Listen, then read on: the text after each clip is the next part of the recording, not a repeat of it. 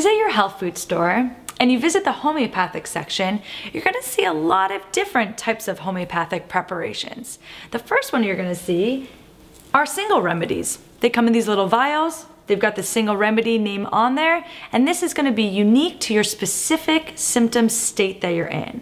Sometimes that takes a little bit of digging to try to figure out, well, what is that one remedy? Well, that's really the most personalized kind of prescription you can get. But at times, when you don't have the luxury of either visiting a doctor or really understanding homeopathy as well as you would like, another option are taking combination remedies. These oftentimes come in boxes and they'll have an indication specific for what it can help. For example, one of the most common of the combination remedies are for teething. They're called teething tablets.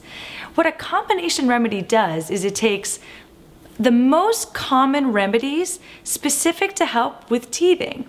So instead of just getting that one specific remedy for your case, they'll just try to take the most common ones and put them in a certain formulation.